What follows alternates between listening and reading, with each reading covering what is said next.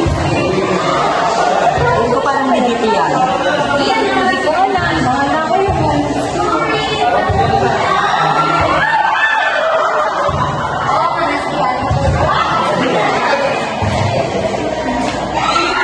Pero mga sis, alam niyo ba na gusto mo kasi nagkakang Gcash, sabi niya is makakawala si Bro ng iwan. Let's go na kung gusto mo mga Sineridan din kayo, di ba? Hindi ka sabi sabi nga, di ba, think before you click. Ay, naniniwala ka kasi agad. Sabi mo pa number yun, di ba?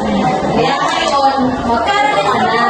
200, ganun. Sabi niya, makakakuha ka ng reward na 200. Tapos, gusto yung sabi ko na ulitin na Gcash nila. Oo naman kasi. Sana may pang merienda ka. Tama.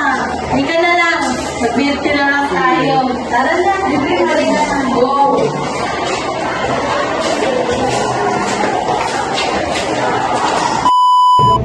How can we stay safe and knowledgeable enough in social media? First, matutong magtanong.